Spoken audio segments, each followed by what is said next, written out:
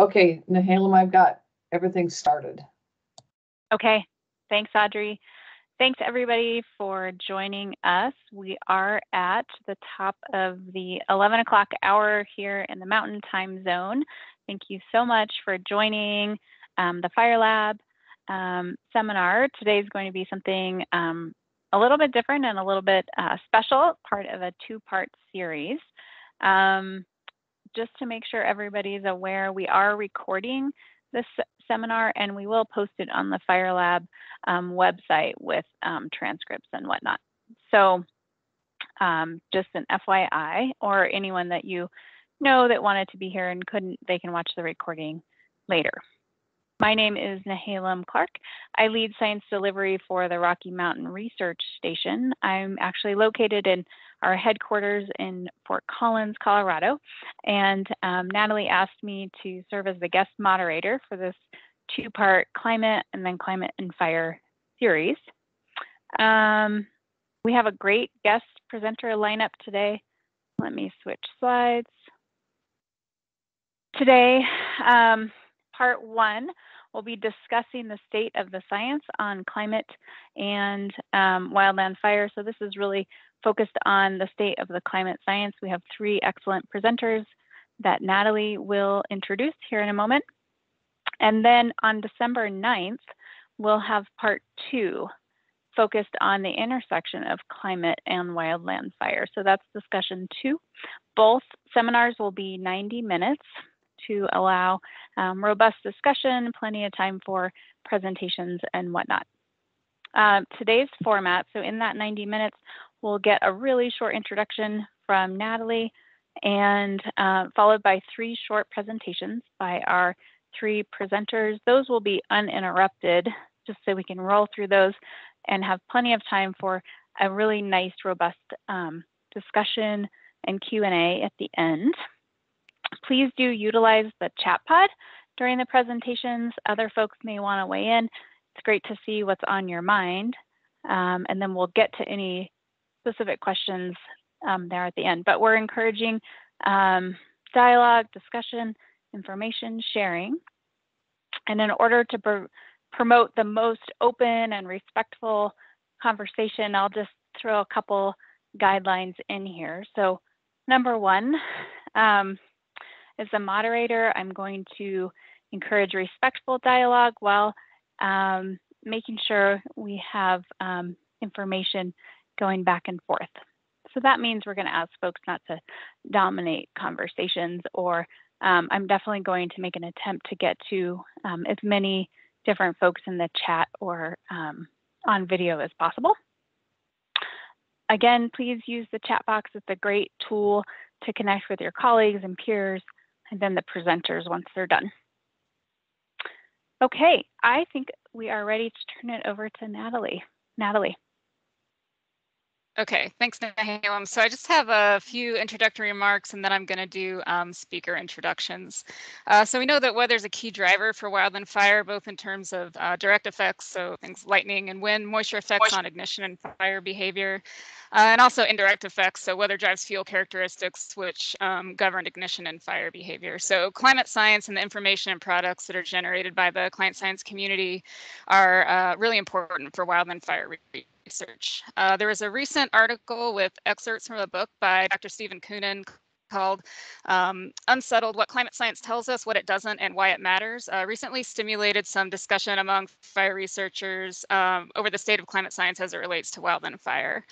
At the same time, pieces of the new sixth assessment by the IPCC are being released, and this all comes on top of a heat wave and that set new record highs in the Northwest and record-setting drought and wildfire activity throughout the West. So we organized this two-part series featuring experts in the field of climate science to discuss these topics. And the goal of the series is to really delve deeper into the climate science, identify gaps in our current understanding, and facilitate a broader discussion on the topic of climate as it relates to wildland fire. So this is the first panel in the two-part series, and it's going to focus on the state of climate science. The second panel will be December 9th, and we'll be focusing more on the intersection of climate and wildland fire. So we know climate science is a huge field. We're just barely skimming the surface here, but hopefully this discussion is going to stimulate additional critical thinking as we continue to ingest and use climate science and data in wildland fire research. And so now I'd like to go ahead and introduce our speakers. So today we have Dr. Isla Simpson. Isla is a scientist too in the climate science or the climate analysis section within the Climate and Global Dynamics Laboratory at the National Center for Atmospheric Research.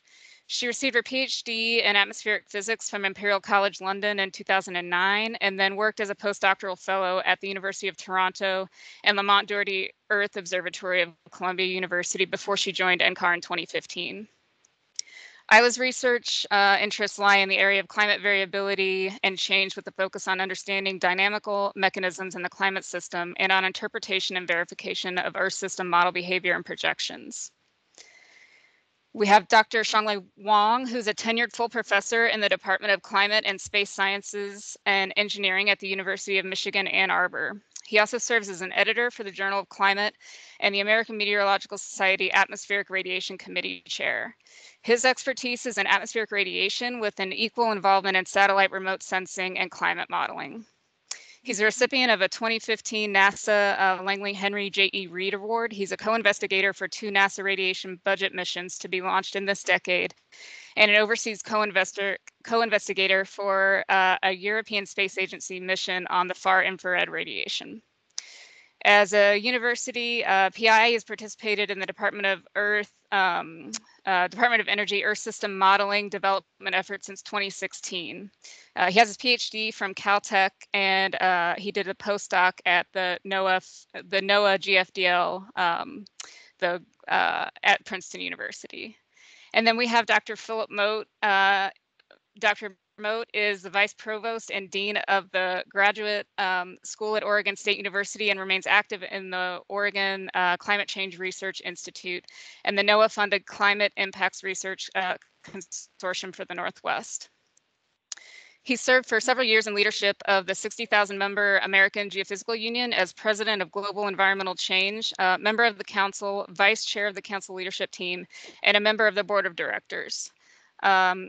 Dr. Mote was the founding director of the OCCRI and remains involved in communicating climate science with Oregon. He earned his BA in physics from Harvard University, and he has a PhD in atmospheric sciences from the University of Washington. And with that, I'm going to turn it back over to Nehalem. Thank you, Natalie. Really impressive lineup of speakers, and I'm pleased to turn it over to Isla Simpson. Isla, go ahead and start your slides anytime you're ready. Okay.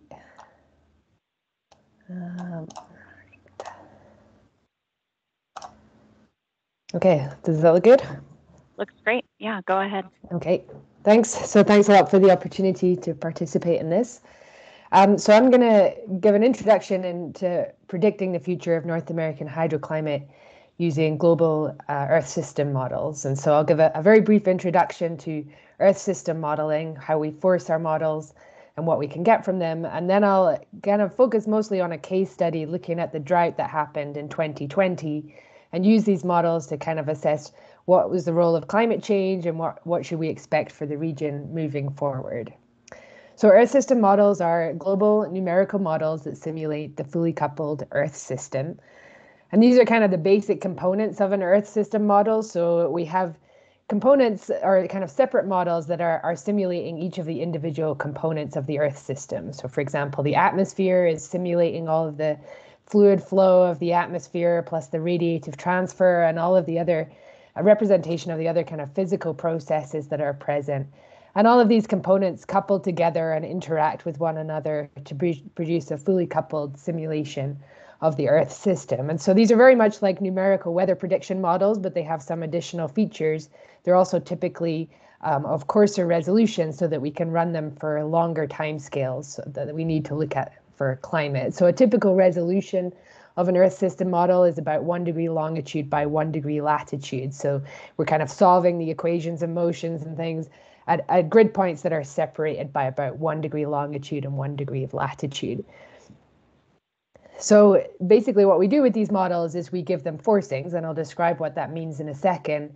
And then we run them through very large supercomputers to come up with a simulated representation of the climate. And so what do we mean by these forcings? Well, typically these forcings are changes in the composition of the atmosphere, although they don't have to be. You can have, for example, changes in the solar input as well would be an example of a forcing. But obviously an important forcing nowadays is the changing concentration of carbon dioxide in the atmosphere. And so here I'm just kind of illustrating what the typical evolution of a forcing like carbon dioxide would be in our simulations. So we would typically start our simulations back here in 1850, and then we'd run our simulations over the historical period using historical forcings. And so that's what you see in the black line here. And so these are observation-based estimates of how CO2 in the atmosphere has evolved. And then up to the point where we have our observations, we do that. And then after that, we're running future projections. And so obviously a complication here is that we don't really know how our atmospheric concentrations are going to evolve in the future. So to try and account for that uncertainty, we run a range of future scenarios. And these scenarios are developed by people with expertise in kind of human dimensions aspects. And they come up with these scenarios based on how we evolve as a population. So for example, the red one's a pessimistic scenario where we just keep on emitting our greenhouse gases, whereas the blue one is more optimistic, where maybe we have some technological advances and we're able to get our act together and reduce our carbon dioxide emissions. So it's important to bear in mind that there's this uncertainty in our future projections, that we don't know exactly how the atmospheric composition is going to evolve. And so we account for that uncertainty by running a range of scenarios. And there are many other forcings that we put into our models. Some of them are natural and many of them are anthropogenic. I do want to touch a bit on the biomass burning emissions, just because you're all fire experts. And so don't have any expertise when it comes to fire, but I can tell you kind of how things are typically done in our models, but where we're going. So at this point, biomass burning emissions are prescribed. So we take some kind of representation of how we think the occurrence of fire has evolved historically, and the aerosols and the emissions from those fires are just prescribed. But there is work ongoing to try and make fire more interactive in our models, where you could actually have the model simulating fire based on the kind of climate conditions. And then you could have those fires release their aerosols into the atmosphere and have really a two-way feedback between the climate and the fire. But that's really at the forefront of our modeling capabilities, and it's not something that's typically represented at this point in our simulations. So our models do pretty well at reproducing the historical period, and I'm just illustrating this here with a time series from the IPCC report. This is just for global mean temperature. And so the black is the observed evolution, and then the brown is what the models simulate if you give them all the forcings. And so they do a pretty good job at reproducing this. If you just give them the natural forcings, then you don't see that kind of long-term warming that we have observed. So now I want to use these models to just illustrate the kind of thing that we can do with them and show you a case study of 2020 in the US Southwest and try and address the questions of what role did anthropogenic climate change play and what happened in 2020, and what should we be expecting for the US Southwest as we move forward. And so this work was published in a recent report by the NOAA Drought Task Force. So in the following, I'm just going to show you annual means, average over 6 states in the US Southwest. So I'm really simplifying things down here. There's a lot of spatial and seasonal variations on top of this, but I'm simplifying it down to just show you, kind of make one point. And so I'll show data from 33 different Earth system models that have been developed by modeling centers from all over the world. So these are the simulations. They contributed to the latest Intergovernmental Panel on Climate Change report that was mentioned earlier. And I'm going to use the simulations that are forced by this high emissions scenario. So that's just something to bear in mind, that but it's important to also remember that only really changes things once you're out kind of a couple of decades from now. So what happened in 2020, I'm sure you're all aware that the Southwest has been under a pretty extreme drought. And 2020 was both dry and it was also very hot. So here I'm just showing observed time series for the Southwest of precipitation on the left and temperature on the right. These are the annual means. And so for precipitation, you don't see really any kind of long-term trend in the observational record. There's just low frequency variability. When it comes to temperature, you very much see a long-term trend in temperature. And so here in gray are simulations from all of the different Earth system models. And so these models are producing their own internal variability. So all this kind of wobbling around that we see in the models is not in phase with what we see in the observations, and that's what we expect. But kind of the statistics of the variability in the observations are being represented by these models. But what we can do then is take the average over all of the model simulations that we have, and that's what you get in the black line. And that's showing the kind of common signal among the models, the part that has been forced by the forcings that we've given them. And so what you see here is that there's no real kind of forced trend in precipitation in the models, but there's a pretty clear forced evolution of temperature over the Southwest in the models. And you can even see the volcanoes jumping out here. So I'm going to show kind of the statistics of what happened in 2020 from the perspective of two variables, and both of them kind of matter for fire. So one is precipitation, and then the other is vapor pressure deficit. And so I believe that's quite commonly used in the fire community, but in case you're not familiar with it, vapor pressure deficit is basically the atmosphere's thirst for water. So it's the difference between how much water vapor the atmosphere is capable of holding and how much it has. And so if you have a higher vapor pressure deficit, you're going to see more evaporation if there's water available. So you'll see more drying out of the vegetation and the soils, more evaporation from the rivers and the reservoirs.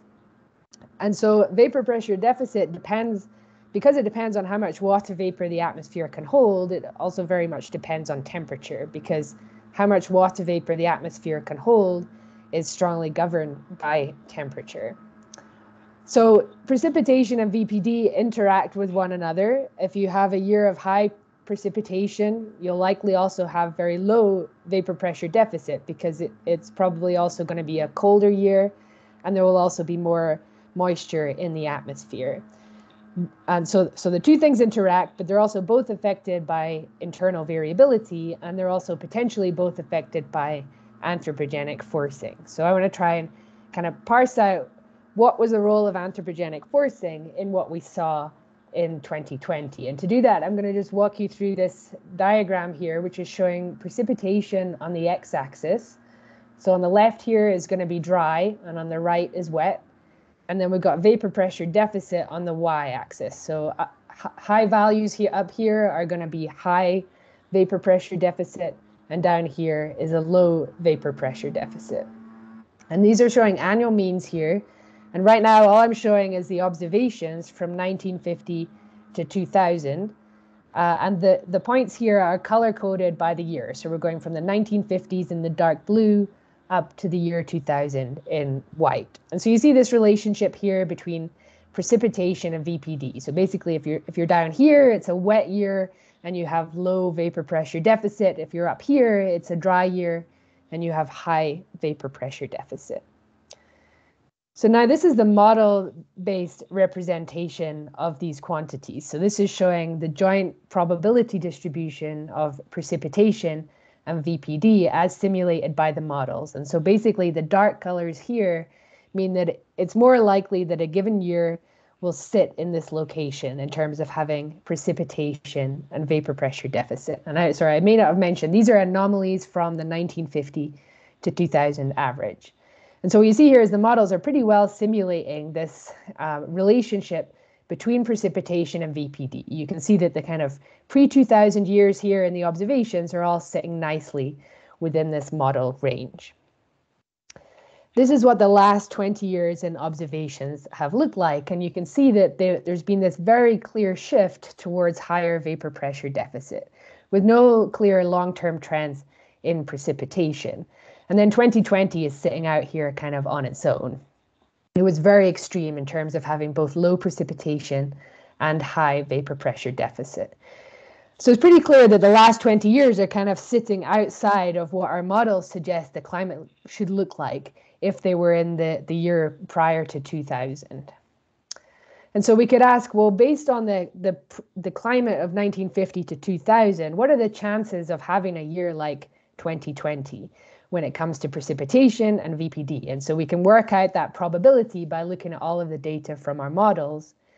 And it turns out that it's about 2% chance of having a year with precipitation as low as what we saw in 2020. So it's kind of a 1 in 50 year event. It's pretty extreme. But for VPD, it just doesn't happen. So in the pre-2000 climate, in the models, you just can't get VPD as high as what we saw in 2020. But of course, the climate has changed. And if we look at what our models suggest should have happened to VPD as a result of climate change, it turns out that when you look at the 2010 to 2030 period, which you're now seeing in the orange here, the models simulate this clear kind of upward shift towards higher vapor pressure deficit that's very aligned with what we've seen in the real world. And now when we ask about those probabilities, there's no real clear trend in precipitation, but now it's possible to have a year like 2020 with as high VPD as what we saw. It's still very extreme, but it's now become possible.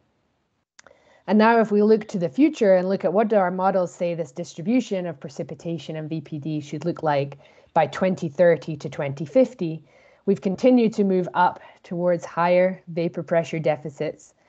Again, no clear systematic change in the likelihood of having a year with as low precipitation as 2020, but a clear increase in the likelihood of having a year with as high VPD. And the model suggests that by 2030 to 2050, about 1 in 10 years would look like 2020 in terms of VPD. And so that obviously is going to matter when it comes to fire. So to conclude, our Earth system models are our primary tool for quantifying how we expect the statistics of quantities that are of relevance to fire to change, like precipitation and temperature. For the US Southwest, we can use our models to show that there's no clear indication of a trend in precipitation, but there's a clear indication of a trend in temperature, leading to higher VPD.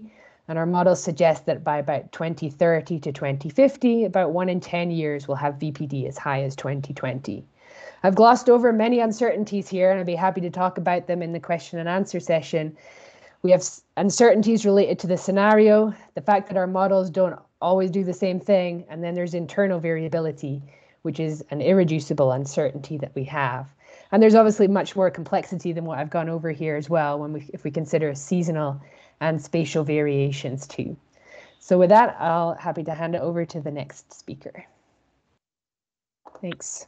Thank you, Isla. Thank you so much. So next up is Sean Lee. And okay, great. I see your slides are coming up, but I don't see your camera on quite yet, Sean Lee. Oh, yeah, let me turn on the camera.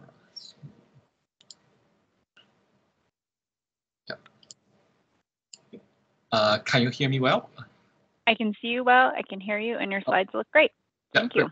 Yeah. First, I would like to thank the organizers for inviting me, and so I will right to start. So as we all know, as a physicist, we look at both observations and the theoretically understanding / numerical predictions, and they always go hand in hand. So the observations are really needed to verify our theoretically understanding and the numerical prediction. But at the same time, the other important thing to keep in mind is the observation always come with the measurement uncertainties and other challenges. Yeah. So drill down to the climate observation and the monitoring. There are a couple of silent points there. The first is monitoring global climate and detect change with enough accuracy can be challenged and sometimes can be very challenging. And this is because when you try to monitor the global climate, it's not just a one-point measurements. You have to really cover the spatial and the temporal domains. So the global coverage and also the average over years, sometimes even decades there. Okay, and on top of that, the internal climate system itself has a lot of variabilities across the time scale. So all the way from multi-decadal oscillation down to the intraseasonal oscillation to even the diurnal cycles. And the trend we are looking here, which means the change, the monotonic change with respect to time, sometimes can be very small. So just think about the change of the global mean surface temperature over the last half century compared to the global mean surface temperature. That's really about a 0.5 K worth 288 K. So you're really looking for a very small signal there. And for anyone doing the field work and do the measurement, you all know the challenges when you play with the measurements. So we have the calibrations, stabilities, and for global monitoring, you also have to worry about how you deploy the measurement system. And regarding the synergies between the model and the observations, I just put a quote here from Graham Stevens in a paper he published several years ago. And the point is really try to say model provides the tools for us to diagnose the process and quantify the feedbacks. But at the same time, observation really provides the critical test for us to test the model's credibility in representing such processes. And the other point is since 20 years ago, when we launched more and more satellites to space with monitoring climate in mind, we accumulated more comprehensive and high quality global observations, which we do not have even 20 years ago. So here I just show a slide from NASA website. So it shows all the functioning satellite launched by NASA since 1995, which is still functioning as of today. So they are shown in blue and red. Blue and green. And for the satellite color coded in brown or yellow, so those are the satellites to be launched in this decade. So it is this fleet of NASA satellite plus the NOAA satellite and the other satellites from Europe or Japan, which give us the opportunity to have a full front view of how the climate has been changed for the last 20 years. And not only that, sometimes the satellite really fly in formation. So what I showed here is just an artistic illustration. For 6 NASA satellites, they fly in formation. And basically, they observe the same ground footprint within 10 minutes there. And that really gives us a lot of rich for information to see for different variables, how they play out over a time scale of 20 years. So next, I will discuss one of such global observing example, which is the global mean energy budget. And I will split it into 2 parts. First, I will discuss about the mean state. And then I will discuss about the changes over the last 2 decades. And I will use two terms just in an equivalent way. So for solar radiation or shortwave radiation, I really refer to the same thing. And at the same time, the long wave radiation, the infrared radiation also basically refer to the same thing. So the solar radiation, just the radiation coming from the sun to us. The infrared radiation or the long wave radiation here refers to the radiation emitted by our climate system. So that includes both all the surface and the atmosphere there. And I will also use 2 acronyms which might not be familiar with to you. So I just put it here. So the first is EEI, so that stands for Earth Energy Imbalance. The second one is TOA, so that's really just the top of atmosphere. Okay.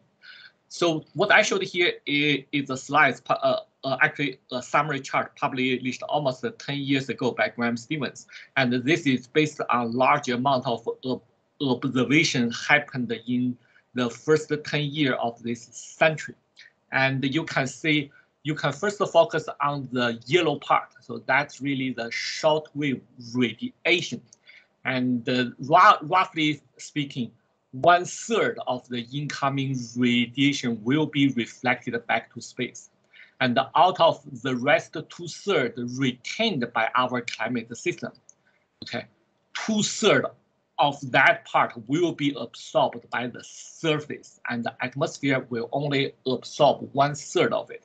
So this is a very fundamental feature of our climate system. The surface absorbs way much more solar radiation than the atmosphere does there.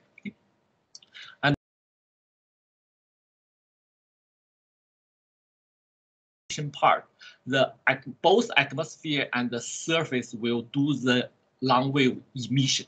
For atmosphere, it both emit upward and downward.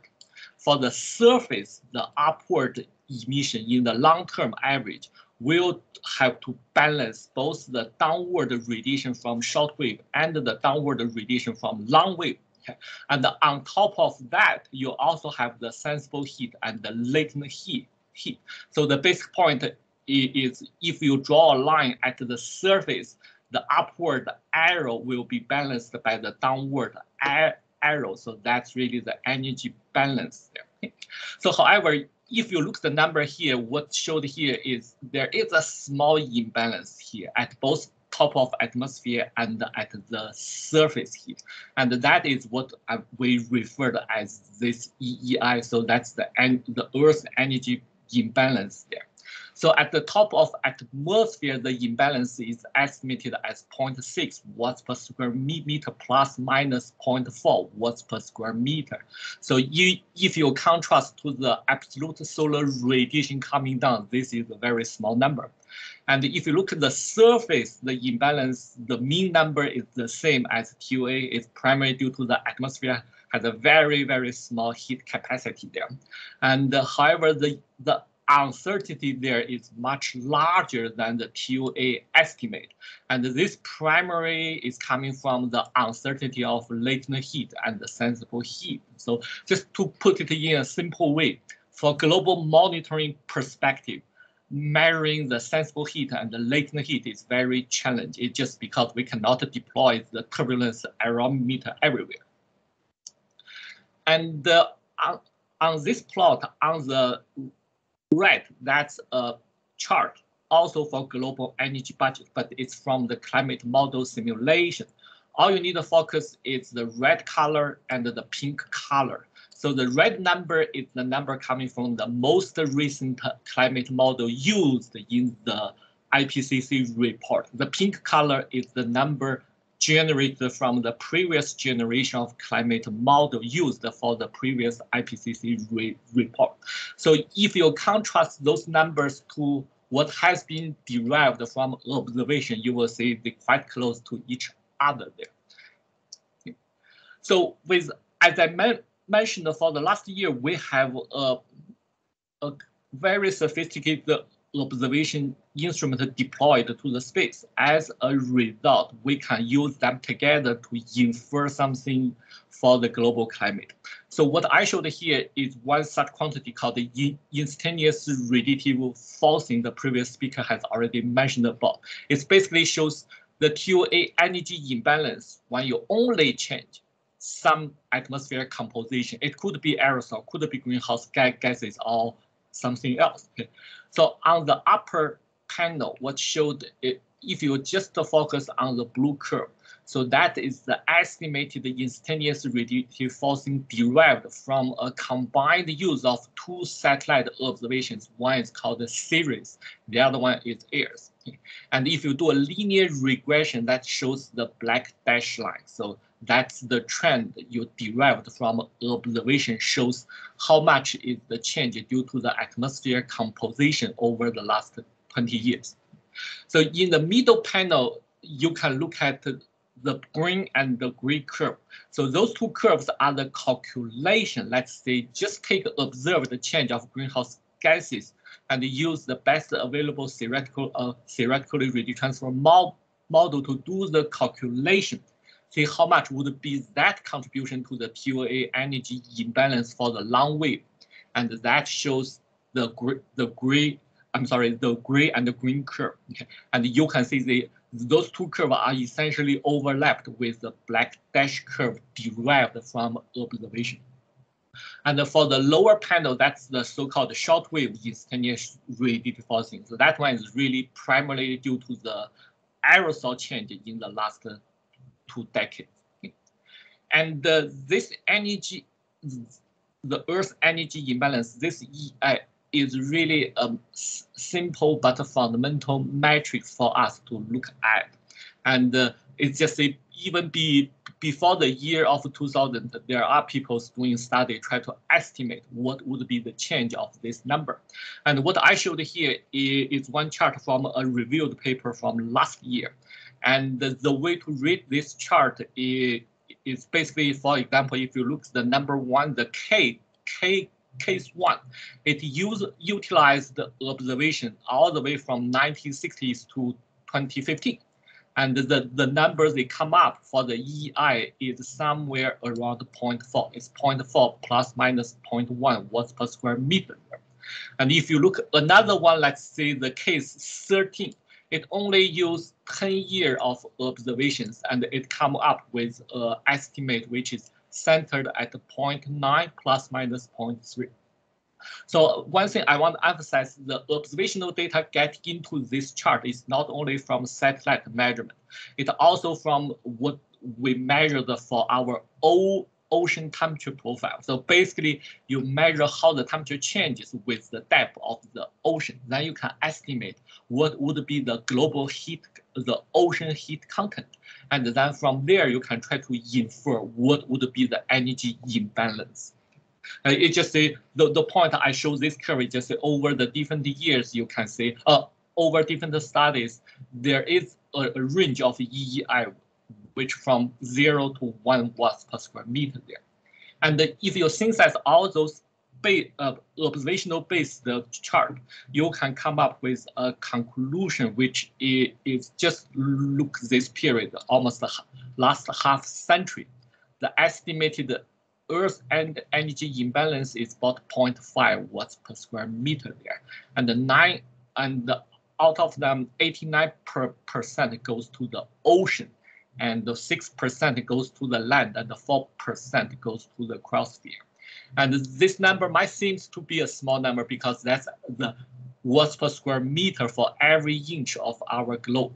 So if you look at the total number, the total heat gained by our climate system, that is this amount. Okay, so it's really to the order of magnitude, it's 10 to the power of 23.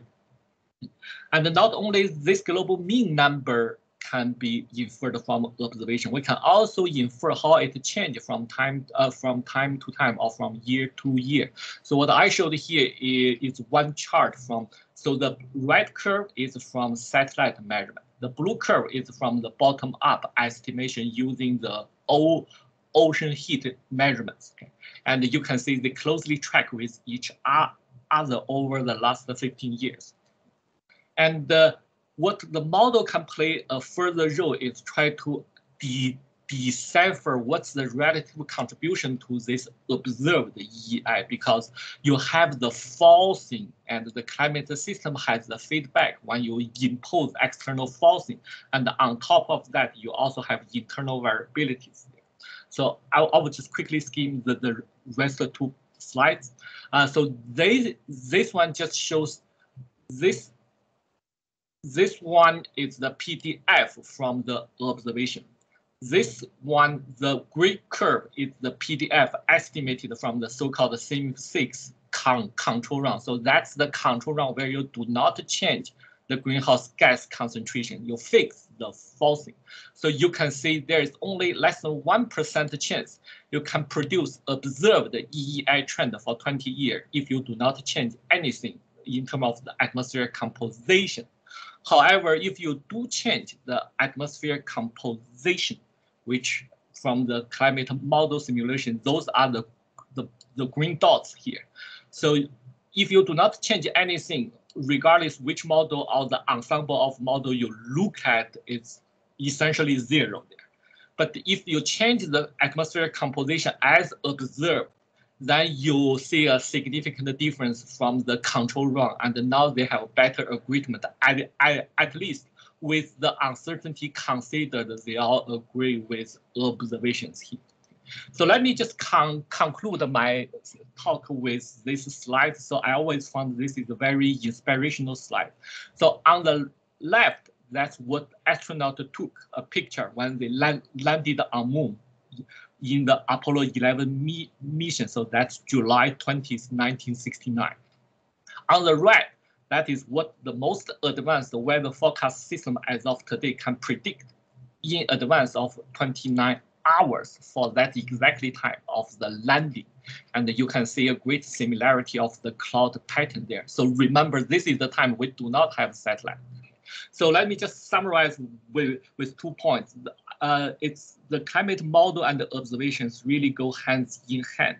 And none of them are easy, but we strive and we are still trying to improve as much as we can. So I just use a quote from a movie called The Weatherman. So do you know the hard thing to do and the right thing to do are usually the same thing? So that's all. Thank you. Excellent. Thank you so much, Shanlei. Great presentation. Wonderful graphics as well. So now let's turn it over to Phil. Phil, thanks for hanging in there. I know we had a few technical issues. Go ahead and project your slides. Okay, can you hear me? I can hear you. No echo. And get back to my slide deck. Can you see the slide? I can see them. They're not full screen yet. It looks like they're still in edit view. Huh, It might just take a moment. There might be a delay. Well, I'll start talking. I don't know how to fix this. What I'm seeing is full screen, not edit mode. Did it stay in edit mode for you?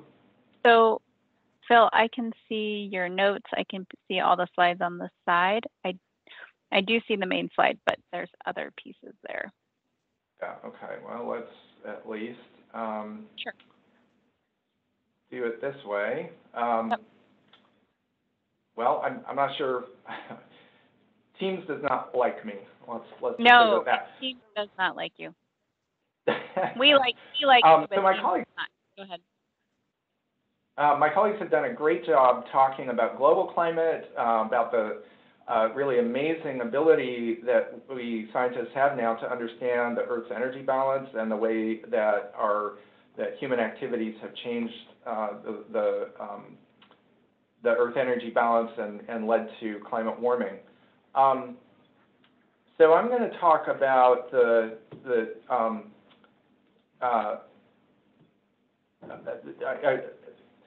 sort of regional context. What are you seeing now? Phil, I see the full first slide, but it doesn't look like you're on slideshow. Now I'm seeing global annual mean temperature. Okay, yeah, for some reason it won't let me advance either unless I'm, okay, so Isla already showed this, and I just want to emphasize that this, these climate models, if you feed them the right information, they can do a really remarkable job of reproducing the global annual mean temperature. I went to graduate school in the late 1980s, and at that time, if you look at where the story was, that black curve had only barely emerged from natural variability. We're more interested in what's happening regionally. So here is a slide that my colleague David Roop made. It's similar to the last one, but just for Oregon. And the top panel is temperature, the bottom panel is precipitation. And the smooth black curve is the average of a bunch of climate models simulating Oregon's temperature. And you can see it sort of follows the trajectory of observed temperatures. And then going forward, our choices about future emissions will determine whether we stabilize the climate as in the yellow curve or create continued warming as in the red curve. And for Oregon and the Northern Rockies, the precipitation history has been quite variable, as shown in the bottom, and the climate models don't suggest that there would be any climate-driven trend in precipitation. So for the Northern Rockies, the history of warming is shown here. The black line, the black horizontal line, is a 20th century average. So you see that in the 21st century, only a handful of years have been cooler than average. And the overall warming trend is shown by the straight line, 2 degrees warming per century. And then a more sophisticated way of looking at change over time is the green curve, which is a low S smoothing. And it shows kind of what we see at the global scale, that there was a bit of warming in the early 20th century, and then sort of a level period, and then more warming late in the 20th and into the 21st century. But we can do better than just eyeballing. Some colleagues and I did a statistical analysis. This is multiple linear regression.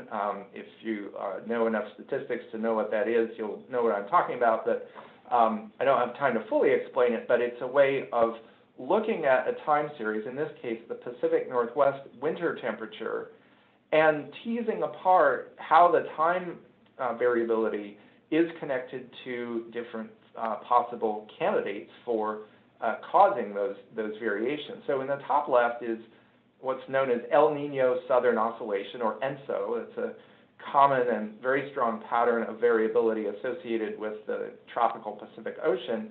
So you see it's responsible for fluctuations of plus and minus half a degree Celsius or 1 degree Fahrenheit for Northwest winter temperature. In the upper right, large volcanic eruptions disrupt the planet's energy balance for a few years. And so the most recent one shown there is a big spike in 1992 associated with the eruption of Mount Pinatubo in 1991. When I was in grad school, and in fact, one of my first papers was about predicting where the Pinatubo aerosol cloud would spread. And so you see that those big eruptions can cause a few years of cooling. In the case of Pinatubo, as much as almost 1.5 degrees Celsius, or about 2.5 degrees Fahrenheit. But those go away as the aerosols clear out. Well, what about solar variability? The bottom left shows the 11-year solar cycle, and it's detectable in Northwest temperatures at the rate of about plus or minus a tenth of a degree Celsius. But none of those can explain the warming trend, only the greenhouse gas forcings in the lower right, which Xianglei explained very nicely. So you see that really kicking off in the 1960s and 70s. And carbon dioxide and other forcing agents are rising exponentially, but their radiative effect is only linear. And so you see that as sort of a straight line in temperature. So how will this affect fire in the Northwest? So, well, really throughout the Western U.S. Some colleagues and I had a paper in 2004, and sort of almost as a hobby or side calculation, we used some data we'd recently gathered on fire in each of the 11 Western states going from 1916 to 2002. And we did a little statistical analysis looking at the summer climate. Now, Isla has already introduced you to a diagram like this, where the x-axis is one climate variable, in this case temperature, and the y-axis is another variable, in this case precipitation. So the blue cross at the middle at 0, 0 is the average summer climate. Each dot down and to the right is a summer that was warmer and drier than average, and each dot up and to the left was cooler and wetter than average. The circles are the area burned, and the area of the circle corresponds to the area burned in each year. And you see 1988, which was a big year when Yellowstone burned as well. It showed up in the lower right there. You see some of those are diamonds, and that's because the area burned was so tiny that it wouldn't be visible as a dot. The sloping lines are a multiple linear regression of the two climate variables, and they show the average change in area burned for a given change in climate. So as you move down and to the right, you see you go from 1, which is the average, to 2.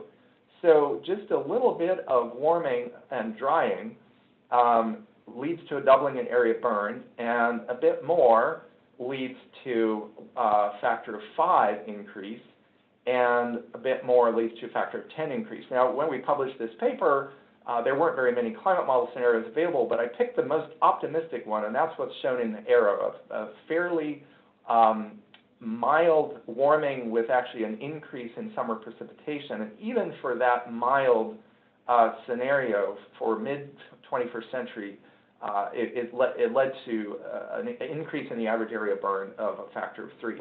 Now, an important point here is that these changes are very nonlinear. So a given increase in temperature and corresponding increase in vapor pressure deficit leads to a very large increase in fire. My colleague John Abatzoglu and Park Williams calculated the area burned using some weather variables from 1985 to 2085 without climate change. It's the gray bar, and with climate change, they calculated almost twice as much area burned in the western U.S. So the climate signal, the climate warming, and especially the summertime climate warming, has been a big factor in the increase in fires that we've seen in recent decades. I'm going to skip, in the interest of time, I'm going to skip over our Oregon fires from 2020. It was a devastating year in many ways. 4,000 structures were destroyed. Thankfully, as far as I know, no human lives were lost, but big disruption to animals. I actually met a farmer last summer who has left Oregon for Arkansas because he was tired of the threat from fires and smoke. This is a slightly complicated diagram, so I won't dwell on it, but the point is that the Oregon fires were a combination of several weeks of very warm, dry weather, drying out the fuels, and then a really odd coincidence of very windy conditions, so average daily wind of 23 miles per hour, and very low relative humidity at the same time, which really allowed these fires to spread. Some of the fires were started by a lightning ignition event a couple of weeks earlier, which led to some small backcountry fires, but then with this wind event really exploded.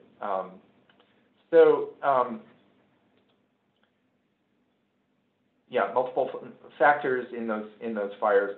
So the long period of warm, dry weather, clearly there's a role for climate change. We've seen a drift toward warmer climate with higher vapor pressure deficit.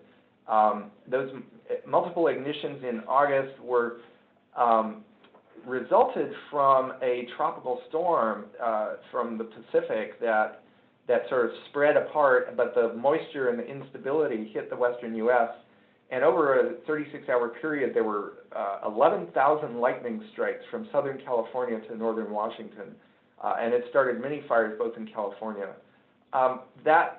There is a connection between the strength and reach of tropical storms, and so we could say with a sort of double question mark, maybe there is a role for climate change in. There's some hints from climate models that the sort of dry east wind that we experienced that really blew these fires up to such size may also have a climate component, but again, a big question mark about those other factors.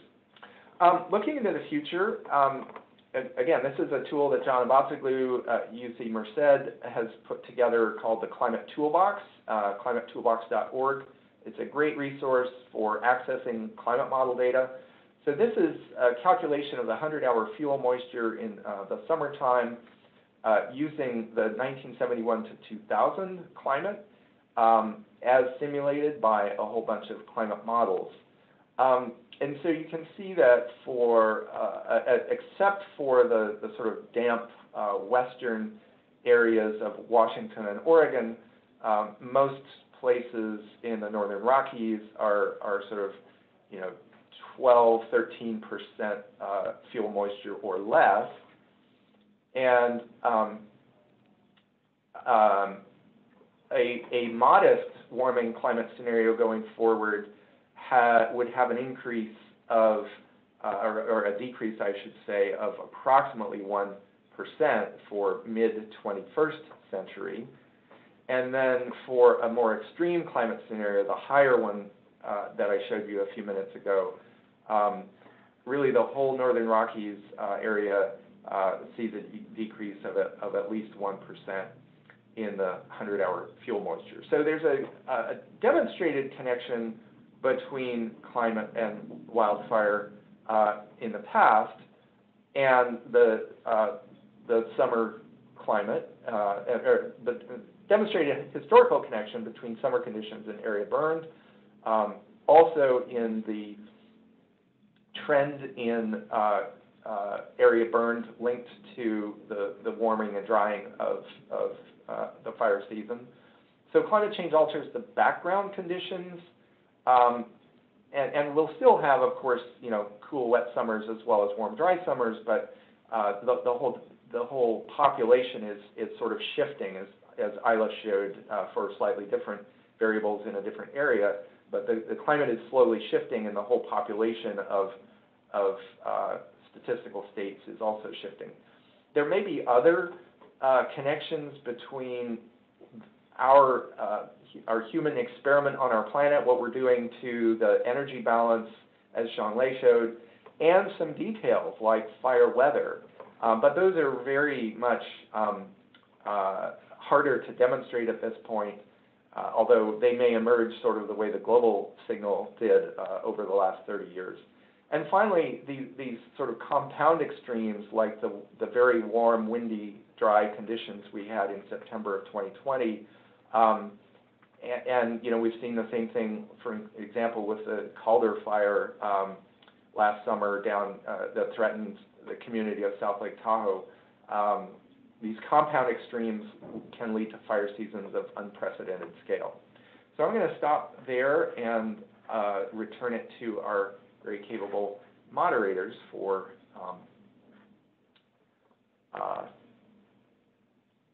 questions. Great. Thank you so much, Phil, Xianglei, and Isla. With the three of you, great. Turn on your cameras.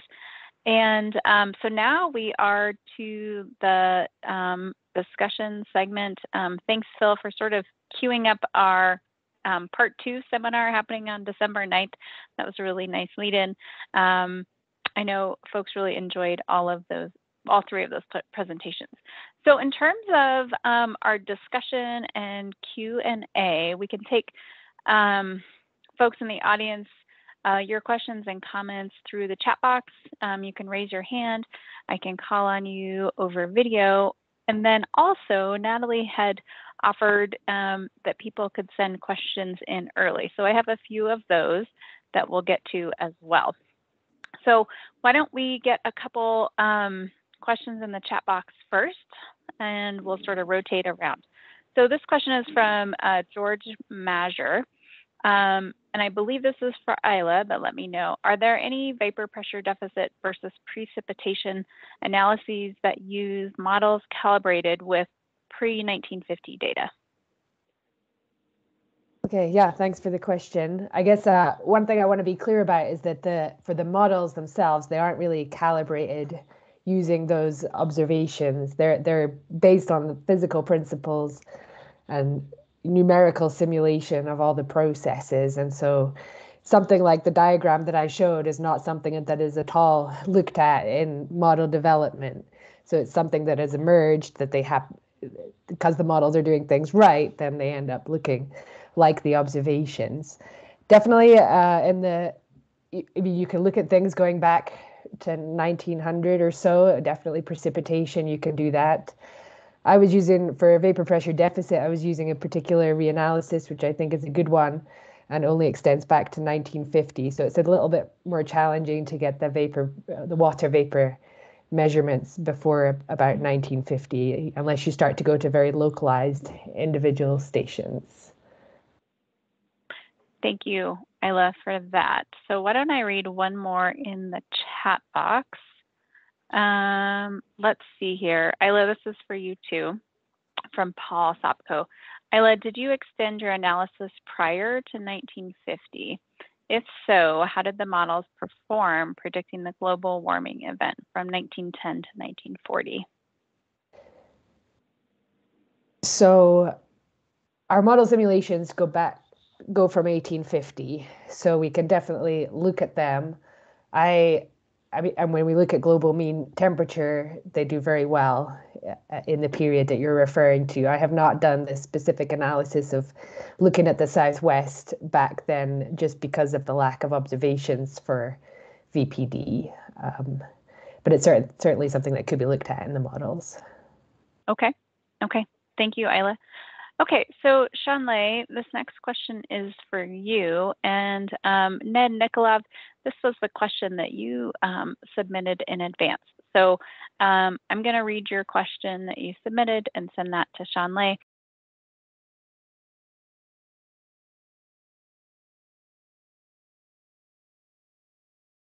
I'll read it as best I can. The Earth atmosphere system absorbs a total of 240 watts per meter squared, shortwave solar flux. Yet, the lower troposphere emits, on average, about 342 watts per meter squared infrared longwave radiation towards the surface, while the surface radiates an upward of 398 watts per meter squared longwave flux. So the question, and I'm going to put this in the chat box for others, actually. The question is, how does a 240 watts per meter squared absorbed solar flux get amplified to more than 340 watts per meter squared long-wave radiation near the Earth's surface, provided that the greenhouse gases are not an independent source of infrared radiation? What physical mechanism could explain this 43% plus energy flux amplification without violating the first law of thermodynamics? Thanks for the well thought out question, Ned. Shanley. Yeah, so since we have a large audience here, so maybe let me use an analogy first, just to help everyone get the same picture here. And it's not exactly one-to-one comparison to our atmosphere, but the physics is similar.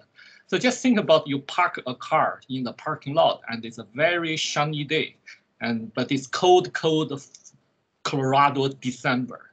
So let's say after 6 hours, you come back to the parking lot. Which has a higher temperature? The bare parking lot surface or the car seat in your car? With everyone knows, you open the car is much warmer than outside. Why? Even they accept exactly the same amount of solar radiation there. The reason is your car window is transparent to solar radiation, so it gets the solar radiation in. But at the same time, it blocks the heat loss from the car to the outside, right? But for your bare ground there, it still emits radiation back to atmosphere. So that's really the reason why your car is much warmer than the bare ground there. So basically for our surface here, we get the same thing. Okay?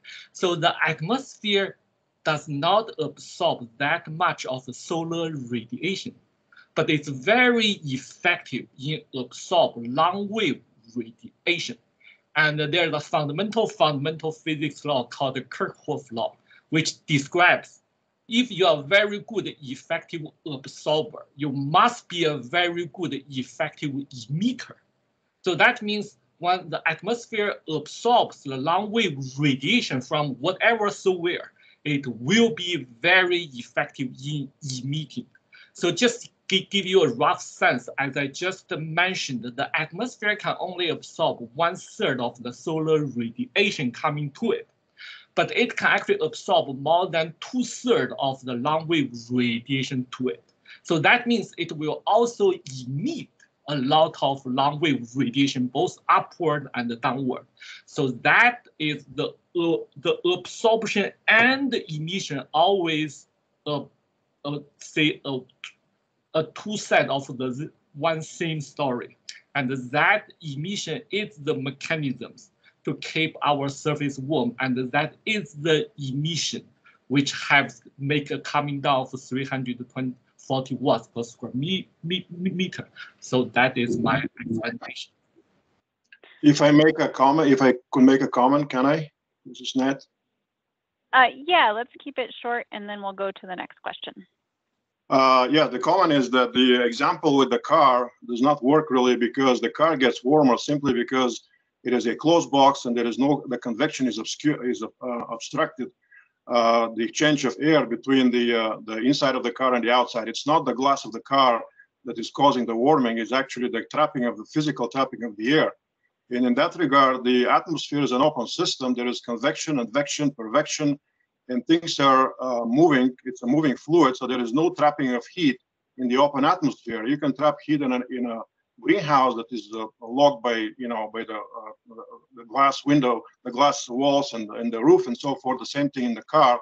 But that mechanism that you describe about the trapping heat in the car does not apply to the atmosphere, simply because the atmosphere is an open system that has convection and advection. So therefore, this answer does not really answer the question. The other thing to think about is that why it gets cooler when you get up in the mountain. Well, that's because you have lowering of the pressure. The pressure gradient is the one that's created the temperature gradient in the atmosphere. It's not the radiative transfer. That's my comment. Thanks, Ned. Yeah, maybe I can jump in. I thought, so first part of Shanglei's answer was an analogy. It wasn't meant to be an exact replica. But, more importantly, I mean, these are very fundamental, well-understood physics aspects. All senior level atmospheric science students do these calculations. It's very simple physics, I mean, it's not very simple. That's why you don't encounter it till senior year. But, sigma t to the fourth, the emission of a warmer body like the lower atmosphere produces more downward radiation. And, Shanglai showed some very convincing satellite measurements that indicate how well we understand this energy balance. And as you note, Ned, it is a much more complicated planet with all the air moving around, but the body of knowledge of the climate models and the satellites is really quite impressive at underscoring how well we understand the energy balance of the planet. So maybe we should move on. I see there's another question. Yep. Yeah. Absolutely. Yeah, thanks, Phil. Thanks, Shanlai. Ned, thank you for the question and your follow-up comment. So next, and folks, raise your hand if you'd like to ask your question over video or audio. Otherwise, I'll go to the chat box, put your questions in there. So Lauren, you have quite a lot here in the chat box. I'm going to go to your first couple of pieces here. Has there ever been an attempt to look at things from not just the global mean, but a global standard deviation to try to characterize the variability in regions of the globe? And then you say, so to characterize the variability in the mean over the different regions of the globe. And who would be the best person to start us out there? I can start us off. Definitely, there's lots of work that is done, not just focused on the global mean. Much of what I do and many other researchers is to focus more regionally and try and understand how the mean is changing regionally and how the variability is changing regionally as well. So yeah, the global mean is just a very simple aspect to show, but much more is done to look at things regionally. Phil, anything to add? I know you do regional work. Anything additional? Yeah, and the higher spatial resolution in some climate models, there are a whole bunch of different ways to achieve that. One is to use a global model with a nesting or variable mesh. And the people have done climate scale simulations at just a few kilometers resolution. The challenge, of course, is that when you get down that fine, you don't actually have observations at a comparable scale to compare against. But it's important to look at those finer scales because of the interaction of topography with things like cloud formation and precipitation patterns. So, my colleagues and I have done a lot of regional climate modeling using crowdsourced climate models over the Western U.S. That's one of many approaches. I know that Cliff Mass, who's your first speaker next time, has also done a whole lot of regional modeling for both weather and climate at different spatial scales. So yeah, I think another part of Lauren's question was about the anthropogenic forcing. So carbon dioxide and other long-lived greenhouse gases are very well mixed, which means that you know, if you drove to work today, the carbon dioxide from your tailpipe, unless you have an electric vehicle, goes into the atmosphere, and the winds blow those carbon molecules around for decades. And so 50 years from now, they may as well be up over Antarctica as over your home. And conversely, carbon dioxide emitted 50 years ago mostly remains in the atmosphere and blows everywhere. So that radiative forcing is very global for those longer lived. Now, other factors, the air pollution, what we call sulfate aerosols, which reflect sunlight, those are more regional. So we see, you know, concentrations of these aerosols in very industrial areas like China and the eastern U.S. and parts of Europe, and those are not as well mixed. They get taken out by clouds and rain. Thank you, Phil. Yeah, go ahead, Isla. I guess Phil was getting at Lauren's latest question, and so yeah, if we're on to that one, I could just add a little more, just to say that those kind of localized sources of the aerosols are represented locally in the models, and if you shift the sources, then it definitely does have an impact on climate. And so we had one example, and they revised the estimates of the aerosol emissions in the latest round, and there was more coming from the West Coast than there used to be. And we definitely saw an impact of that on the climate as simulated by our models. But definitely things can be limited by our lack of resolution. Also the height at which you're emitting these things can matter, but we definitely try to represent that as best we can, given the resolution that we have. Okay, thank you. Thank you. And Lauren, feel free to add any other questions. We're going to try to get to as many folks as possible. I want to go back to questions that were sent in to Natalie prior to the webinar. Everybody had that opportunity. So here's the question. We often hear the phrase tipping point in climate change discussions. Is there a tipping point for the Western U.S.? How will we know if we reach a tipping point? And perhaps all three of you have perspectives here, and we could sort of go around the room. Who would like to start? Well, it looks like people are hesitating slightly. So the concept of a tipping point is that there's some instability or nonlinearity in a system, so that a small change in an independent variable leads to a large change in a dependent variable. So a good example is, it does look like we may have gone across a tipping point with Arctic sea ice. It's sort of debatable, but in 2007, there was a then record low summer Arctic ice extent that was connected to a wind event a few years earlier.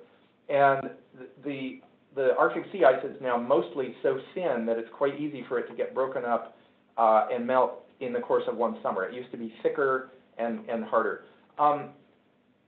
Many years ago, probably 20 years ago now, people postulated that the Amazon rainforest might have a tipping point, that if it got past a certain level of drought stress, that a season or two of fire could wipe out the forest and then it wouldn't come back. I haven't heard any writing about, or I haven't read any papers positing the same thing for the Western U.S., but we certainly are seeing, these massive fire seasons. Western Oregon's fires in 2020 burned more area than the previous 40 years combined. And this was actually something that we had been seeing in climate models, that there would be, with increasing frequency in the mid-21st century, these warm, dry summers that would lead to really large fires of these very wet, mesic forests. And so, maybe we have reached a tipping point, and I don't know what will grow back with the climate as different now as it was when those trees started growing. It may be that we see, a different composition of species. The successional stages may not be what happened historically. Thanks. So other input, Shanley or Isla, about this tipping point question and the Western United States? Go ahead, Isla. Yeah, I guess I just agree with Phil. I think you could imagine tipping points that could happen. You could imagine, for example, it gets so dry that there's no moisture to evaporate and you just kill off the monsoon or something, but indefinitely. But I don't think we have evidence at this point to suggest that is going to happen. There's definitely tipping points you could imagine, but I don't think it's something that we expect at this point. Thank you. I would just add one thing. When I was in college, the ozone hole had been discovered but hadn't been explained. It was a complete surprise. And I'm reminded of a saying of the great paleoclimatologist Wally Broker: the climate is an angry beast and we're poking it with sticks. So, just because our models haven't predicted a nonlinearity or a tipping point doesn't mean we won't suddenly be surprised by something. Just leaving it there. Thanks, Phil. Anything about tipping point, Shanley, to add? Yeah.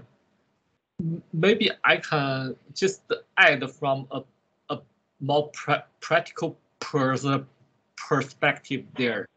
So, because I'm sure there are some managers or people who need to make decisions in the audit here. So even for the best science, for whatever prediction we can make, it still comes with uncertainty there. So the question is just the uncertainty is 10% or 1% or even 20% there. So the decision has to always be made with the uncertainty in mind. And one analogy you can use, and sometimes Steve Jobs, the former secretary of DOE and the physics winner for the Nobel Physics Prize, is when you buy the car insurance, you know you only have less than 1% of chance to get a big accident this year, but nevertheless you actually still buy the insurance. That's the similar story here. It is, even there is a small chance of tipping point or some disaster change there. Should you take that into account in your decision making there, or you just say I will ignore that risk completely? So that's just my comment. Shanley makes a great point. It reminds me of an article that Susan Joy Hassel and Richard Somerville wrote probably 10 years ago now about the language scientists use and what people hear. And the word uncertainty to scientists means, something we can calculate that indicates our confidence interval. And Isla talked about the three main sources of uncertainty in climate projections. Well, the general public hears uncertainty as, I don't know what I'm talking about, or I'm not sure what's going to happen. Whereas what we really mean is there are unknown risks. And I think that the analogy of car insurance is a good one. The risk of a collision is low, but the consequences are high. And we can actually calculate, there is uncertainty about whether you'll get in an auto accident, but the sort of appropriate decision space in the face of uncertainty is not to just say, well, the scientists are uncertain, therefore we won't do anything. Well, we are certain that the planet will continue to warm for several decades, and that heat accumulation that Shanley documented, all that heat going into the ocean is going to have lasting consequences. All that heat going into the ice is melting it. So that much we are very confident in. So the uncertainty is about, will the sea level rise this much or this much, not will it stay the same. So, yeah. Great. I just have to point out, I loved that Shanley was reaching back to his bookshelf to check his textbook, and some lively discussion there about watts per square meter. So that's really fun stuff. Okay, thanks folks for adding more questions into the chat box. I'll go to the next one from Brian Potter. Thanks, Brian. I think this is a really interesting one, and I think we should hear from all of you. Given that the panel was inspired by Unsettled, what do the panelists think of what Dr. Coonan says in there? So it definitely, relates to what Phil was saying about uncertainty, but curious if we could get some reactions from the three of you. Isla, go ahead. Okay, well, I haven't read the book, so yeah, I can't speak to details, but I think that certain things are settled and certain things are less settled. And so there's definitely things that we know for sure, and that's things like the planet is going to warm, kind of global scale or even regional scale temperature changes. I think we can be somewhat confident that it's going to warm. When it comes to things like precipitation changes, that's where we have much less confidence because there's many uncertain factors. It's not just the basic physics of rising greenhouse gases that we need to worry about. We need to worry about many kind of non-local influences on the circulation. And there we have much less confidence. And so in the figures I showed, I was taking all of the models together as our kind of best estimate. But you could pick out individual models that might show a clear drying signal over the southwest or a clear wetting signal. And so those are the kinds of things that are unsettled and that we're kind of working on all the time to try and narrow down those uncertainties. So I'd say some things are settled, definitely some things are unsettled when it comes to climate projections. Great, thanks, Isla. Shanlai? Yeah, I think Steve Coonan was actually provost at Caltech when I was a graduate student there. And I have a great respect for him. And one episode you might not be aware is 15 years ago when I was still a graduate student, he and his colleague published this paper using the Earth-shine observation from a telescope to document the albedo change for our whole globe. And that time series is actually different from our satellite observations. And what happened is actually the satellite community spent almost 2 years trying to reconcile two observations. And eventually we can reproduce their observation and show the difference is entirely due to sampling, not anything else. And I think that's a good example of even some people have maybe different opinion for how the climate changes, and they can find some evidence observationally try to support their claim. But we will work with them to show what's the difference there, because all the science respect is the data observation and the uncertainty there. And eventually we can reconcile such difference there. And I think science is open for debate, and as long as we all respect the physics and observations, we will eventually resolve it. So. Thanks. Anything to add here, Phil? The IPCC, Intergovernmental Panel on Climate Change, has very carefully calibrated language around likelihood and confidence in different statements, and they take great pains to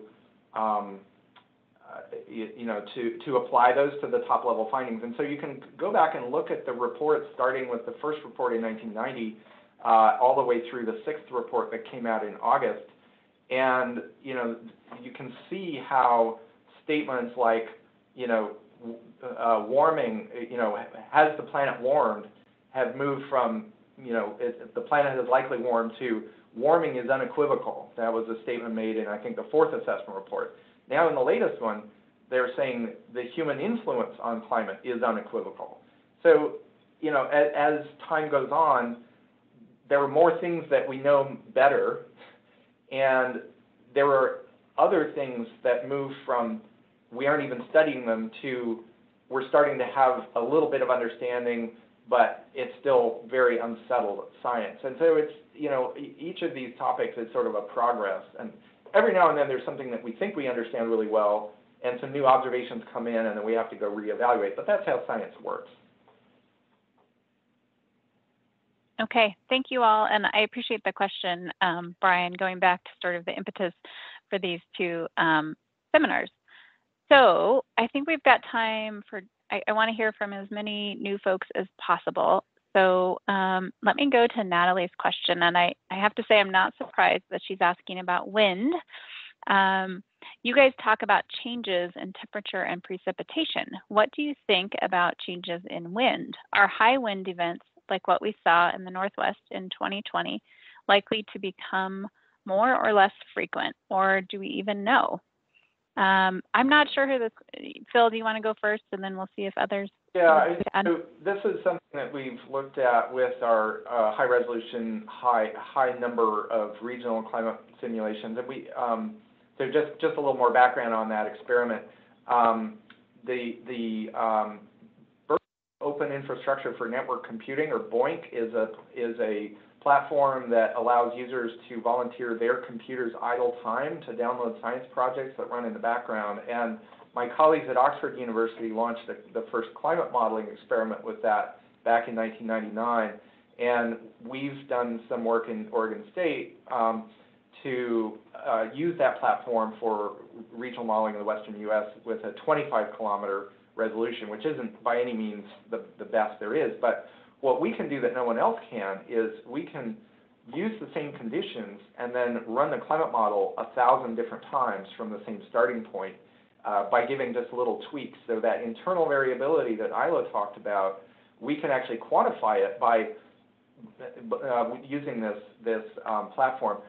And then we've also done really cool experiments. I had a PhD student whose dissertation was about actually changing the physics of the model and then constraining it to meet the top of the atmosphere energy balance that Xianglei talked about so that they're physically realistic. Anyway, so we did look at wind both locally and over the western U.S. in a sort of map fashion. And we didn't look specifically at extremely high wind events, but we were interested in wind power production. And wind energy is most effective if the wind speed is at least 7 miles an hour.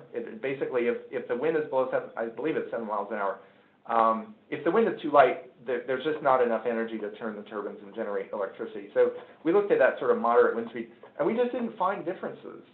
Now, we could be wrong, but you know, the basic things that cause wind are the equator to pole temperature gradient, and to a lesser extent, you get sea breeze from local differences between the ocean temperature and the land temperature, but that's a very local effect. So that equator to pole temperature gradient is changing, but and it does appear to be weakening the jet stream a little bit, which changes winter storms. But at this point, I think, you know, this is one of those big uncertainties, but with the tools we have now, it looks like the changes are not anything we could measure or detect. I know Isla might have a more global perspective from the GCMs.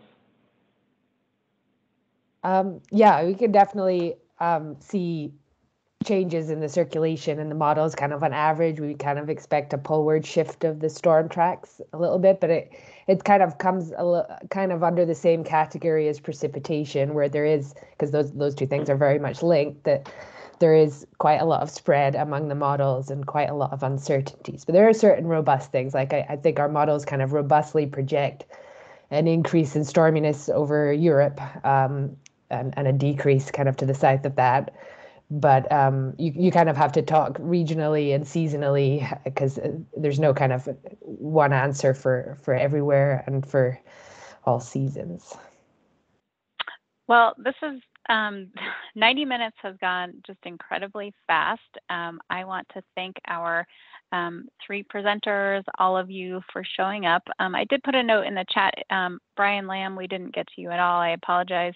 Ned, I know you had a question. Feel free to reach out directly to our presenters or to Natalie to help coordinate your questions. So let me turn it to Natalie to wrap us up. Okay, thanks, Nehalem. So I just wanted to say thanks again to all the presenters, Isla, Xianglei, Phil. We really appreciate your time and sharing all of your work with us today. And just a reminder that we'll have the second part of this panel discussion, which will focus on the intersection of climate and wildland fire on December 9th. The time will be a little different. We'll start at noon Mountain Standard Time and go till 1:30. And then just a reminder for our seminar, the next seminar that we'll have will be, Nahalem, if you could forward, yeah, thanks, November 18th. So we won't have seminar next week. We had to cancel, and then the week after that is a holiday. So November 18th is our next one. We'll have Morris Johnson from the Pacific Northwest Research Station talking about prescribed fuel treatments. So thanks, everyone. Yeah, thank you. And just a reminder, we will post the recording of this seminar on the Fire Lab website. Thanks, everybody, and see you next time. Thank you. Bye.